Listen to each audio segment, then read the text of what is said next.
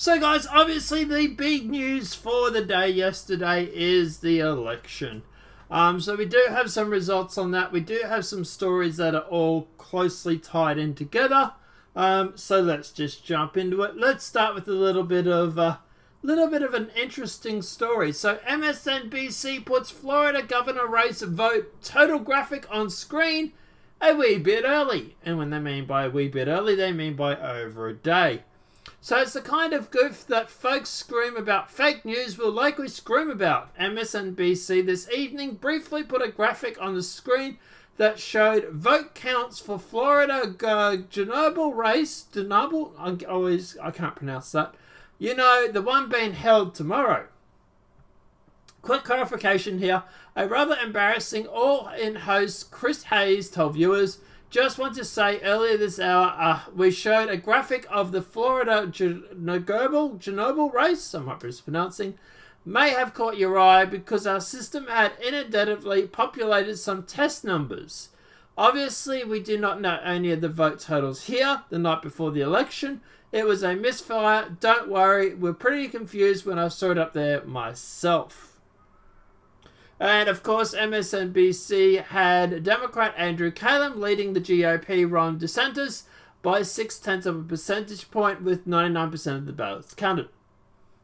It's going to be a long day and night in America and to a lesser extent around the world on Tuesday, so stick with the deadlines for coverage of the key national races along with what's going on here in California. So obviously what's happening here is they flashed up this graphic on the screen. It literally was the night before. Their response is that, quote, "We're testing the system." Yeah, I don't know. Maybe not. I don't know. But at the end of the day, I tell you what, this is not the only time it's happened. And yeah, anyway, moving along. I don't know, guys. Let me know what your thoughts are in the comment section about that one.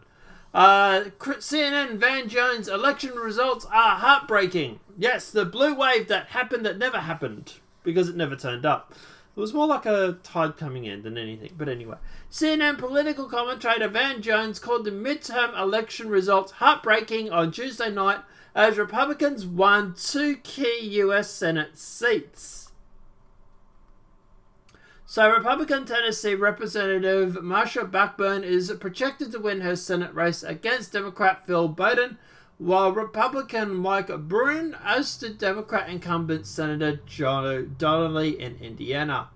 Quote, "This is heartbreaking," Jones said. "It's heartbreaking. The hopes of that antibodies would kick in. This sort of infestation and hatred of the division would draw a response from the American people really in both parties to say no."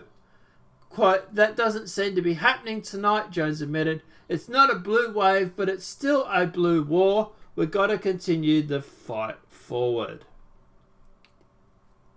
CNN anchor Jake Tapper admitted earlier in the evening that the midterm results were not turning out to be a blue wave the Democrats were hoping for.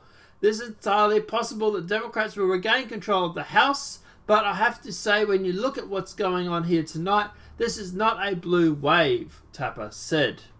And I would actually have to fully agree with him. Look, at the end of the day, just quickly touching on this part of it, I don't think... CNN don't seem to get it. People aren't voting for Trump because they're racist. People are voting for Trump because they're blue-collar working, and he's offering to bring back jobs. He's offering to lower income taxes. There's a whole reason why people are voting for Trump. Right? Sure. Some racists will go through and vote for him because of the border control, yada, yada, yada. And some people who want strict borders aren't necessarily racist either. So, like I say, look, at the end of the day, the fact of the matter is that they don't understand the population of America. I have a better understanding of it, and I'm not even American. So, yeah, and this elitist looking down at you from their ivory towers, it's getting old really, really fast. But let's keep going. Dan Groshaw, Navy SEAL mocked by SNL, wins big in Texas. Who would have thought this was going to happen?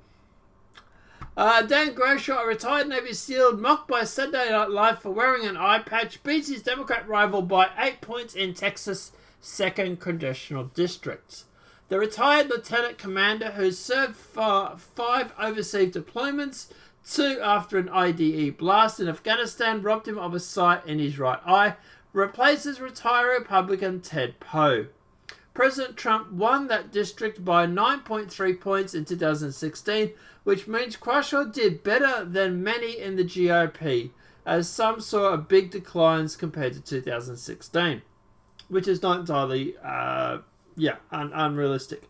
The fact is that most times when the government is in power, they have a fairly low voter turnout.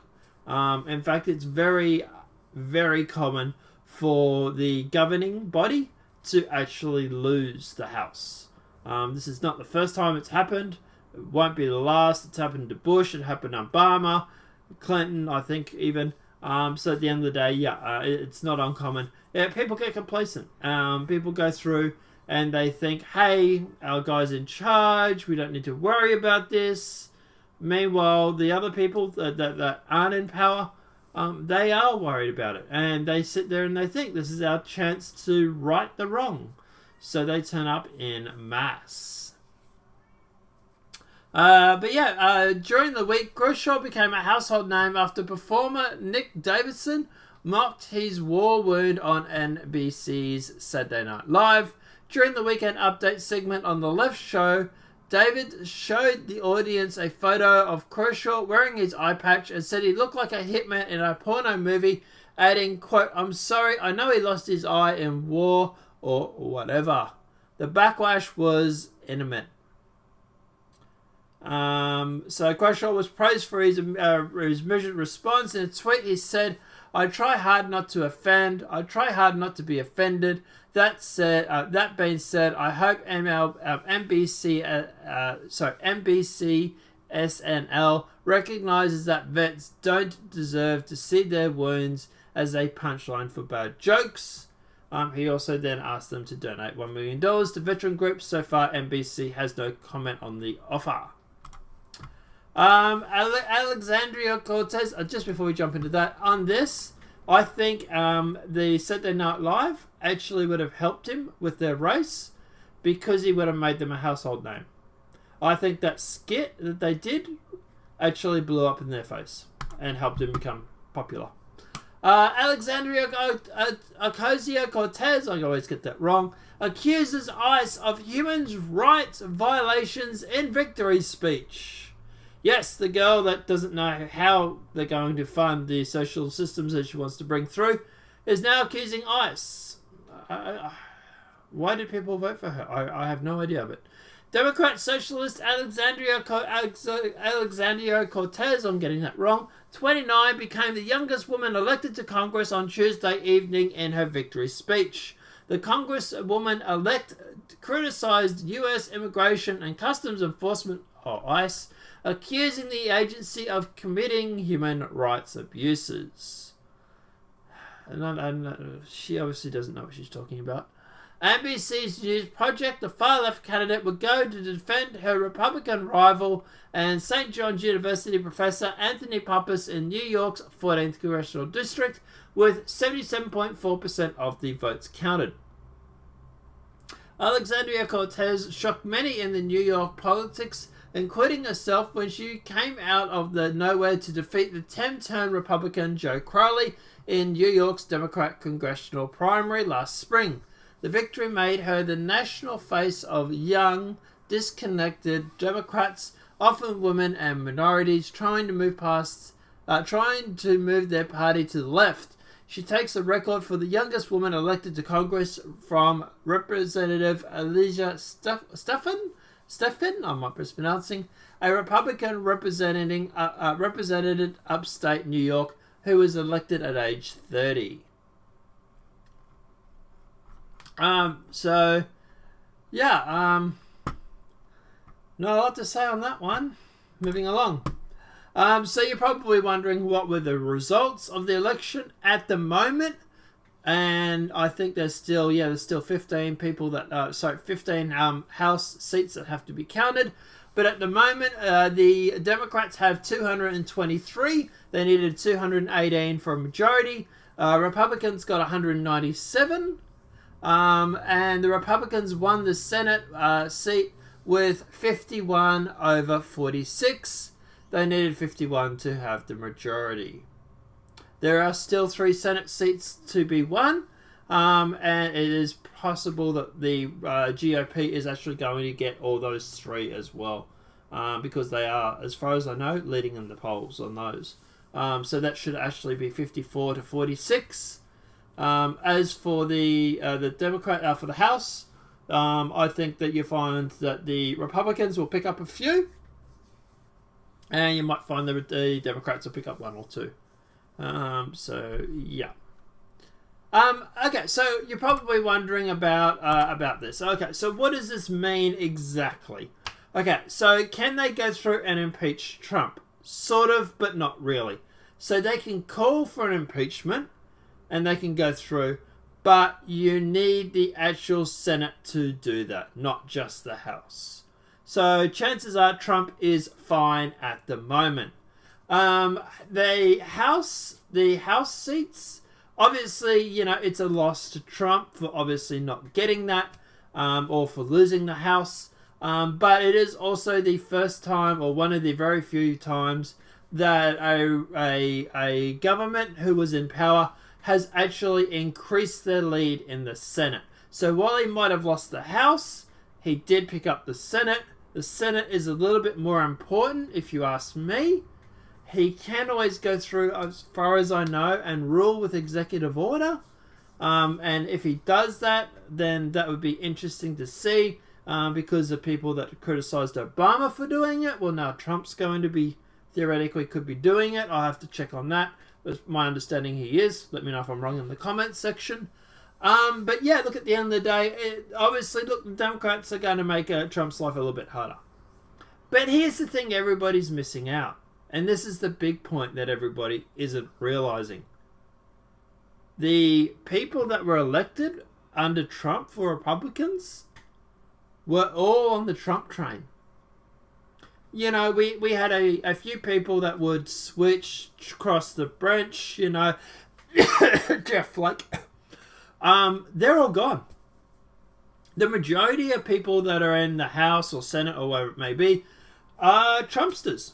Trump has actually gone through and replaced most of the people with his own people that will support him. So now, not only do they not have to worry about a 49 to 51 majority, and you know, worry about 1 or 2 people crossing the bench or whatever it may be to stop things from getting put through. They're going to increase that theoretically to 54, which would be obviously good for Trump, give him a few extras on his side. But also, a lot of the people that are in the House and the people that are in the Senate and stuff, they're all Trump supporters. So, yeah, like even Ted Cruz, you know, Trump went down and basically went through and bolstered Ted Cruz and stayed next to him and said that he likes Ted now. So, you know, it'll obviously be interesting to see what Ted Cruz does, see if he stays on the Trump train or if he tries to get off now that he's got his seat. If he does that, he'll obviously lose 2020. But yeah, it's the biggest thing that everybody isn't realizing is the fact that the people that Trump has around him is actually his own supporters. It is the, quote, new GOP. Well, that's my understanding of it anyway. Guys, let me know what your thoughts are in the comment section below.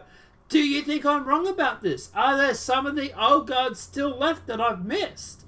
What are your thoughts on the Democrats winning the House but the Republicans picking up more Senate seats? What are your thoughts on Alexandria Cortez and her ICE comments? What are your thoughts on the Dan Groshaw, CNN obviously having a bit of a meltdown, or the MNCBC putting out the graphic the night before? Let me know what your thoughts are in those comment sections below. Apart from that, guys, obviously the video has been helpful. Please smack a like. If you're new to the channel, welcome and subscribe. Apart from that, guys, I'll see you in the next demonetized video from YouTube. Have a great night and enjoy.